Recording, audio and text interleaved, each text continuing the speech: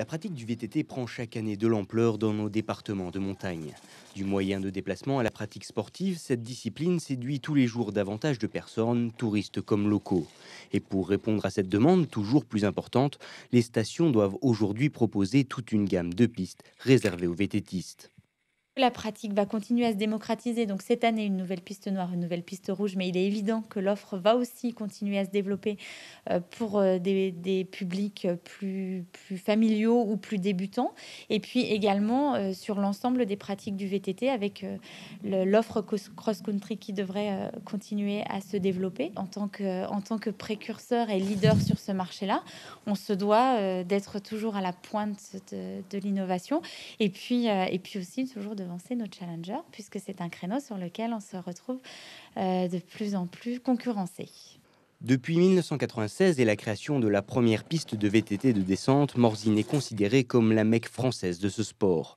Une réputation qu'il faut aujourd'hui entretenir. Si le nombre de moniteurs a doublé ces dernières années, c'est également toute la station qui doit faire évoluer ses offres et ainsi coller au mieux aux attentes de ces cyclistes d'un tout nouveau genre.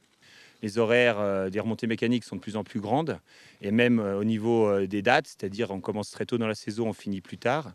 Mais il va falloir, je pense, maintenant réfléchir à pouvoir ouvrir un nouveau secteur ou une nouvelle remontée mécanique existante l'hiver pour pouvoir faciliter un petit peu tout ça. Ouais. Donc l'idée, je pense, ce qui serait bien, c'est de pouvoir amener les gens à faire du VTT, donc pas aller dans trop l'excellence au niveau descente, donc aménager des pistes un peu plus faciles pour justement qu'il y ait une évolution et que les gens puissent se mélanger avec des pros, parce qu'il y a beaucoup de pros qui roulent à Morzine. Et donc ça va être ça, je pense, l'idée, c'est de partir sur du cross-country et arriver sur la pratique de descente et voir au niveau descente. Mais si cette pratique est ouverte à tous, en tout cas à tous ceux qui savent pédaler, il ne faut toutefois pas oublier l'aspect sécurité, indispensable pour pratiquer le vélo en toute sérénité. Les protections sont indispensables. Alors quand on dit protection, le casque, on n'en parle même pas, hein, d'accord.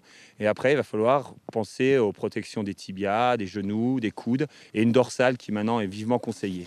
Donc ça, c'est le minimum. Mais il faut bien savoir que même avec des protections, on peut se faire mal. Il ne faut pas se sentir invincible. Les gens, souvent, en étant suréquipés avec des vélos un petit peu haut de gamme, très, très performants, eh bien, ils prennent trop de risques parce qu'ils se sentent invincibles. Mais il faut vraiment faire attention à tout ça et il faut vraiment respecter un petit peu toutes ces règles. D'ailleurs, la station de Morzine et plus généralement l'intégralité des Portes du Soleil continue de s'imposer comme carrefour incontournable de la discipline en accueillant notamment les Passeports, un événement qui regroupera plus de 3000 VTTistes par jour pendant 3 jours pour découvrir le massif à travers différents parcours de randonnée en VTT.